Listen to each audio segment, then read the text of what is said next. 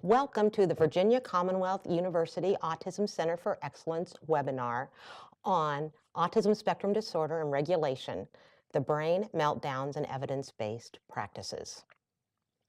I'm a special educator, not a neurologist, but I think it's important to understand the brain of individuals with autism spectrum disorders. And so as I read the neurological literature, I adhere to what Albert Einstein says, and that is, if you can't explain it to a 6-year-old, you don't understand it yourself. So as I read the literature, I try to interpret it for my 6-year-old self. Hopefully you'll find this helpful. What we know is that there's no single difference in the brain of individuals with autism. And as such, we know, as Stephen Shore says, when you've seen one person with autism, you have seen one person with autism. Regulation is a challenge experienced by approximately 50% of our individuals with autism spectrum disorders. And regulation challenges include things such as being able to recognize emotions in yourself, being able to tell if you're becoming overwhelmed. Also, it includes being able to match emotions to events, understanding, for example, that if you miss one spelling word, that it's not the end of the world. Also, regulation includes staying calm or calming yourself down once you have become upset or overwhelmed. A study was published in 2012 looking at regulation and change in individuals with autism. And this research showed that individuals with autism react to small changes, now small changes for us, such as a parent being 2 minutes early to pick up their child, or math beginning 5 minutes late. They process those changes in the same way that you and I process being fired from a job. Imagine the stress and anxiety that individuals with autism must experience if they are processing those minor changes that happen all the time. Now, this slide shows the areas that are responsible in the brain for regulation. And the two circled areas are specifically designed to address regulation. But if you look at brain scans of individuals with autism, what you'll notice is that there is underactivity in those particular areas. So regulation has neurological underpinnings. A study was also published in 2017 looking at the brain volume or brainstem volume of individuals with autism spectrum disorders. And they looked at 3 groups: individuals with autism who had high aggression, those who had lower aggression, and then neurotypical individuals. And as you can tell from this particular slide, brainstem volume differs significantly from individuals who are neurotypical. We must keep in mind that aggression in individuals with autism is not planned. Aggression occurs because of self-regulation challenges. Individuals with autism do not wake up in the morning and think, I'm going to make life difficult for my teacher today. Self-regulation challenges, including aggression, happen because our individuals do not have the skills to keep themselves calm, to recognize when they are becoming upset. Sensory challenges are often related to regulation. And what we know is approximately 96% of our individuals have sensory challenges. And indeed, people with autism are inundated with sensory information throughout the day. Sensory information that you and I may not even be aware of. These brain scans show the impact of sound, auditory, on individuals who have autism and compares it to individuals who are typically developing. You'll see here that individuals who are typically developing react differently to sound than individuals with autism. And the deeper red that you see means that the reaction is more intense. This slide compares typically developing individuals to individuals with autism when they are exposed to sound and touch. And if you compare the brain scans of typically developing people at the top to the second row, where you'll see individuals with autism, it is extremely clear that the reactions of individuals with autism are more marked than those of typically developing individuals. We all have something called a GABA receptor. And this GABA receptor is called an inhibitory transmitter. And its function is to help us screen out the stimuli that we do not need in our environment. So for example, if you are watching this webinar right now, you are probably focusing on the slide. And you might not be focusing on my scarf, whether or not I have on mascara, what color lipstick I have on, because that information isn't necessary. And so as such, we screen out automatically the information that we do not need. Individuals with autism have a different reaction. Their GABA receptor does not work in the same way, and as such, they receive a lot of information from their sensory environment that can be overwhelming. And when these things occur, as you can well imagine, the individual is susceptible to meltdowns. One of the things that's very important is to understand that temper tantrums that we see in typically developing children are different than meltdowns we see in individuals with autism spectrum disorder. Temper tantrums are manipulative in nature. And in fact, the child will look at you if he's having a tantrum to see if he's getting a reaction. Many times, once a child gets what they want when they're tantruming, the tantrum will automatically stop. This is a way for our kids to use their behavior to their advantage.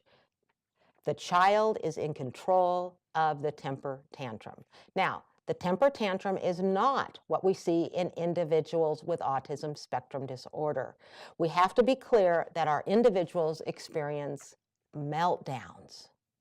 Meltdowns are not manipulative in nature. They exist because our individuals with autism do not have the strategies and skills they need to remain calm.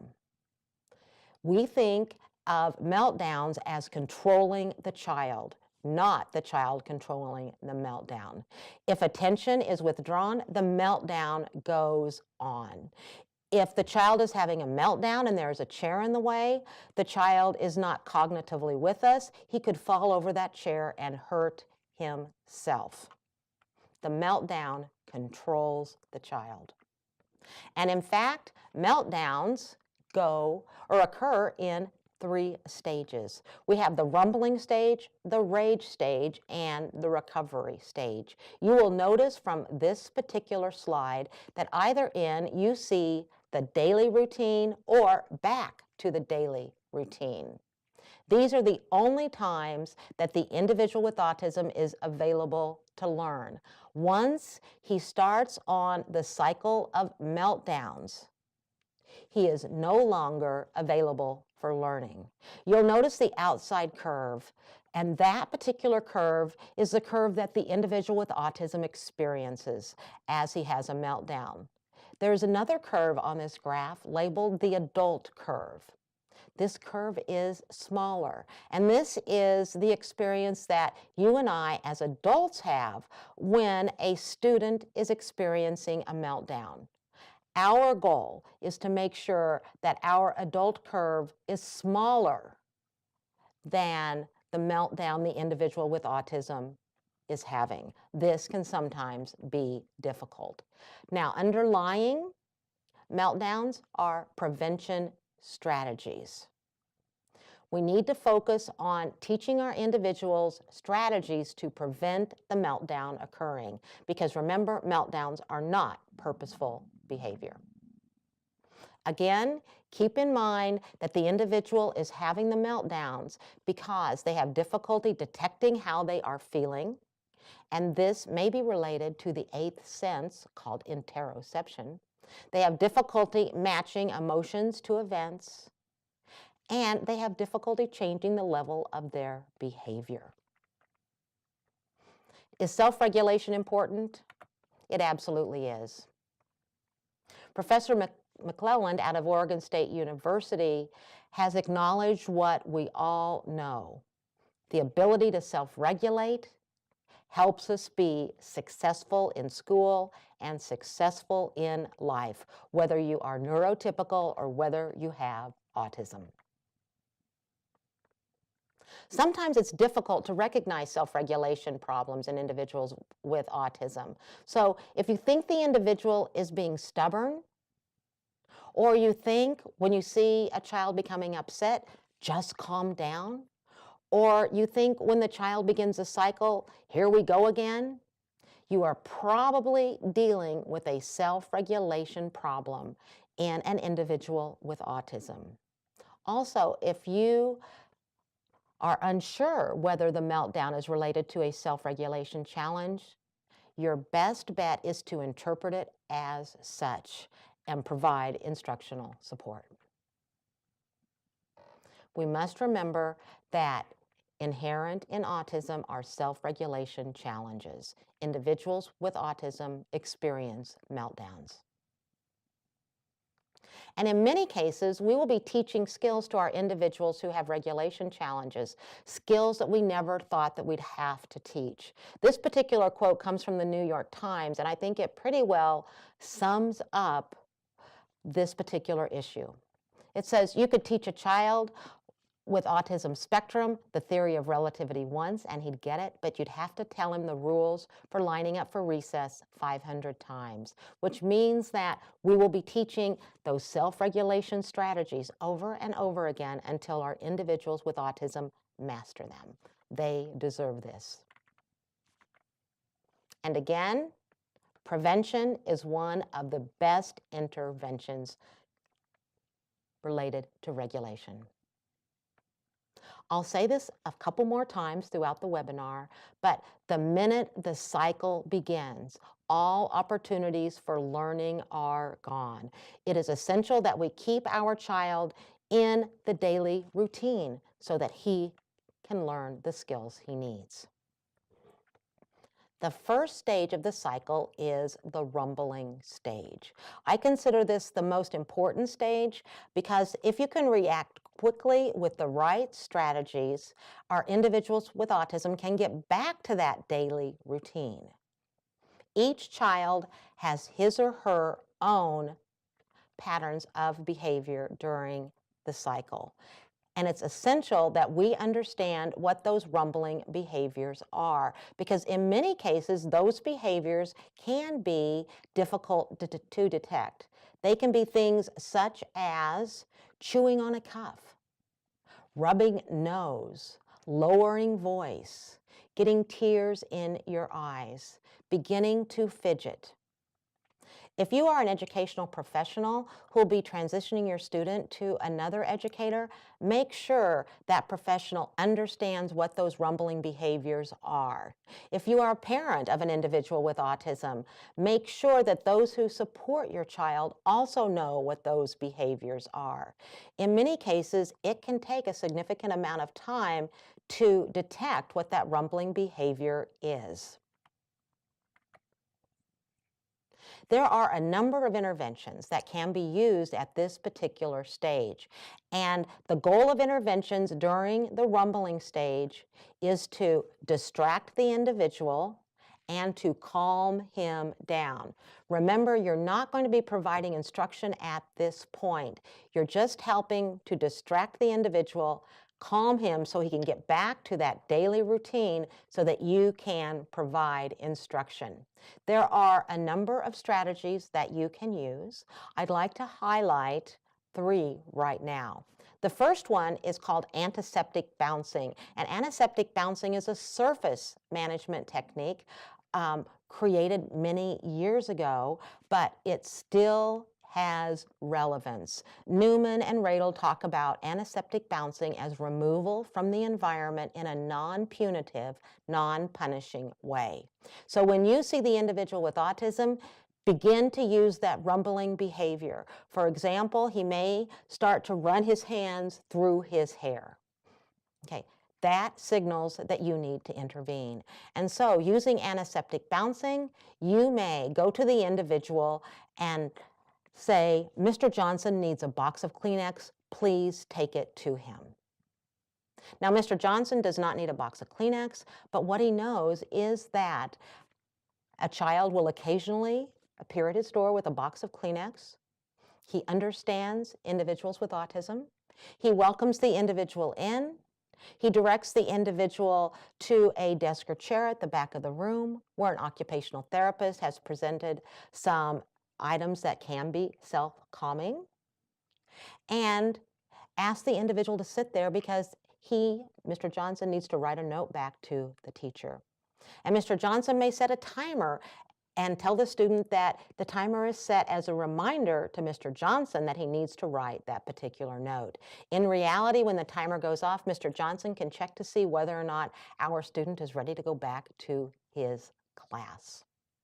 And when he is calm and ready, he goes back to his class with the note that is stapled shut because it probably doesn't have anything written in it.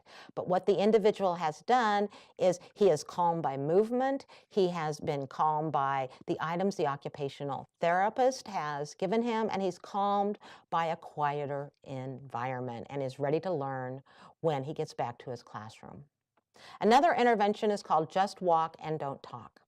Some of our students need to engage in some sort of movement or even exercise in order to calm themselves down. Just Walk and Don't Talk is one of those interventions. You accompany the student as he or she walks around the building, and what your goal is not to talk. If the child asks a question, you want to answer that question, but this is not the time to share the wisdom of the world. We are walking with that student so that he can self-calm. The third intervention that I want to talk about is home base. Home base is a place where the individual can go when he or she becomes overwhelmed or stressed by the environment. Home base, again, is not punishment. It can be a speech-language pathologist room, a resource room, an assistant principal's office if it is not used for punishment. And home base is generally taught, as all skills are, when the child is calm during the daily routine. And the child is taught usually using a home base card. And when the home base card is placed on the child's desk, he gathers up his work and he goes to the home base. He engages with the calming items that the occupational therapist has placed there. For example, if the child calms by rocking, there may be a rocking chair. If he calms by movement, maybe there's a mini trampoline. Quite often, a timer is also in the home base so that the person who's supervising can check to see if the individual is calm. And when the individual becomes calm, he then completes his work. He can complete his work in the home base, or he can go back to his classroom and complete his work there, whichever is best for the student. Home base is not an escape from work. It is relocation to calm down and then engage in work. What does the adult do when the child is at that rumbling stage? Well, the adult remains calm, lowers voice. The ultimate goal is to prevent a power struggle. The adult has to ask this question: what is my goal for the student at this point in time? And the goal is to get the individual calm, back to the daily routine. It is no longer to complete that math lesson. And who's going to be flexible, making sure this occurs? The adult. About 75 to 80% of the time, if you catch that rumbling behavior and implement the intervention, you get the child back to the daily routine. If not, the child may advance to the second stage, the rage stage. During this stage, the child is no longer cognitively with you. Each child has his or her own specific rage behavior, the same way they have their own rumbling behavior, and it is essential that everyone who supports the child knows what that rage behavior is. What do you do during this particular stage? This stage is about protection and helping the individual calm down. You want to protect the individual who is having the meltdown. When the child has the meltdown and he is at the rage stage, you may have a plan in place to remove the other children. It's easier to remove 25 children who are not at the rage stage as compared to one who is. Now, if you decide to relocate students, of course you have to have a plan in place and you have to practice this. You need to have a signal for the students. They need to know how to gather up their work, where they're going to go, and who is going to be supervising them. But this is a strategy that can work well for individuals who need time to calm down and who need to make sure that their dignity is maintained. You also want to protect the environment. That means that if the individual is likely to pull posters from the wall, relocate those posters. If the individual is likely to throw markers, you'll want to make sure that the markers are placed somewhere where there is not easy access to the student who is experiencing the rage cycle. You'll also want to protect other people in the environment, and that's why relocating other children may be a good idea. You are not going to teach during this stage. You're going to have a plan in place and you're going to follow that particular plan. Again, you are reevaluating your goals. Your goal is no longer to focus on academics, but rather what you want to do is move that child to the next stage, the recovery stage, so that he can get back to the daily routine, so that he can learn strategies not to have to melt down. And again, your job is to be flexible. Individuals with autism who have challenges in flexibility are even less flexible when they are at the rage stage.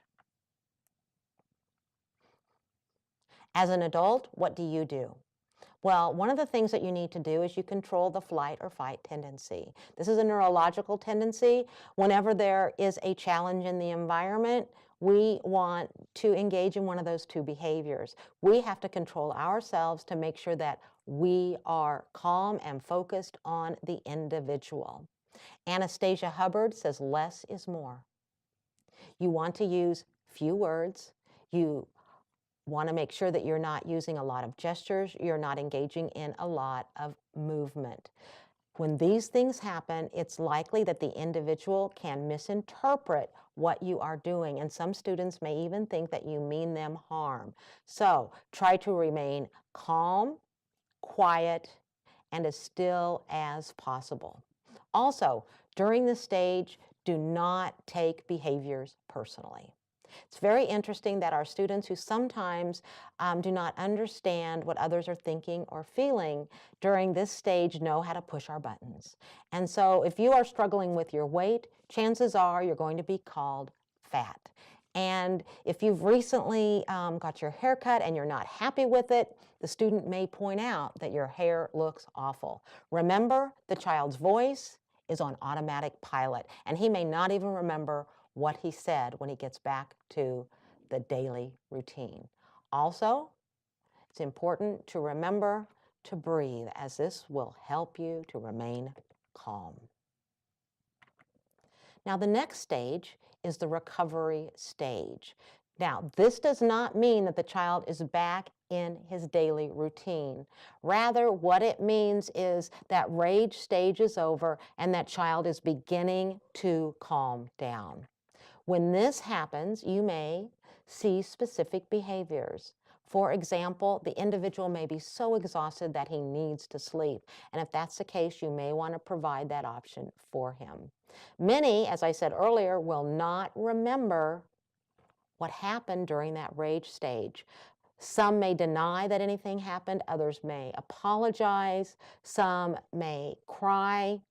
Others may withdraw into Pokemon world, but at this stage, the child is considered fragile, which means that if other unexpected events occur in the classroom, that child is likely to go through that cycle again and may proceed more quickly through the rumbling stage than he or she normally would.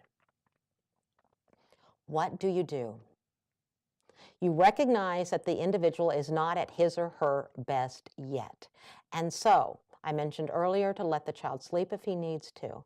But what you'll want to do is to look at all the supports that are supposed to be in place for the individual and make sure that they are available during that recovery stage. Sometimes good interventions drop out of a child's program by accident. This is the time to look at the IEP or your other documentation because the child is going to need a higher level of supports because he is not at his best. During this time, there is no need to discuss the rage behaviors. This is not helpful. Your job is to make sure that the child is calm. You probably will not want to hover over the child as the child may misunderstand your behavior. You probably want to provide space. Get the child back into the daily routine. While he's in his daily routine, you'll want to make sure, however, that you are not challenging him to a high degree. So what that means is if you are introducing a new lesson on long division, the child may not be cognitively ready for that because of the meltdown. And so you probably have a Plan B folder that has work in it that you know the child can do without a lot of effort. So he is in the routine, but he is doing work that is easier for him, that does not cause an extreme cognitive demand on him. What do? Well, if things were as they should be, the teacher who has just experienced the meltdown with the child would say, "Ta-ta, I'm going for a massage or I'm going for a walk," because you too as an adult have experienced stress. Well, unfortunately, that does not happen. At some time, however, you need to take some time for yourself to de-stress and regroup. Unfortunately, however, that is probably on your own time, maybe even at 1 o'clock in the morning, but that is essential to do. You also will need to have some documentation in place so that everyone who encounters a meltdown engages in the same consistent behaviors. Here is one type of documentation called the Student Crisis Plan Sheet from the book called High Functioning Autism and Difficult Moments.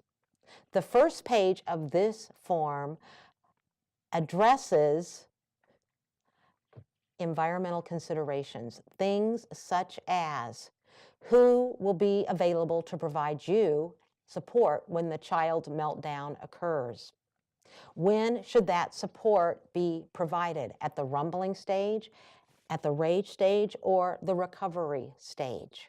Who, again, is going to provide that support, and how will you train them? Also, this particular page asks if there are any extenuating circumstances that staff should be aware of. For example, has the child just begun to take a new medication? Are parents divorcing? Has he recently moved? Because these things can impact the behavior of individuals with autism. Also, this page of the form asks how you're going to inform family and other team members and how the incident is going to be documented. The second page of the form looks at the rumbling stage and addresses such issues as what behavior are you likely to see when the individual is rumbling? What sort of event is likely to occur as the cause of the particular behavior? Also, there's a question that asks if the child complains of illness. Some of our kids may complain of their stomach hurting or a headache.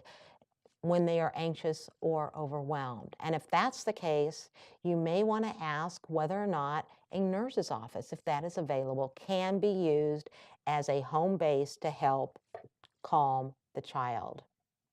And then this page asks to identify what interventions can be most helpful during this stage. What you'll notice from this particular form is it provides a model for you to follow when the individual rumbles, rages, or is in the recovery stage. The final page focuses on those last two stages, rage stage and recovery stage. And it asks what behaviors the individual is likely to engage in, what interventions can be used at the rage stage, and what are other individuals in the environment, such as fellow students, are supposed to do during that particular stage. The last part of this form addresses recovery. Again, you are asked what behaviors represent recovery, what interventions can be used at this time, and then also what interventions can be used at a later time when the child is back to his daily routine. And this is to make sure that meltdowns do not occur again. Because until instruction and supports are provided, the child does not have other options when he becomes stressed, overwhelmed, anxious, and so forth. What we know is that all areas of the brain are impacted in autism spectrum disorders. The regulation challenges that we see in our individuals with autism are neurologically based. We must address them by providing instruction and support, because we know that if individuals with autism, as they get older, experience meltdowns, they will not be as welcome in our community, and they will not be able to make the contribution to society that they can. We know the potential of individuals with autism is limitless. Understanding the cycle of meltdowns, the interventions that can be used in each stage, and the instruction that is needed to prevent them is essential to helping our individuals reach their potential. Thank you very much.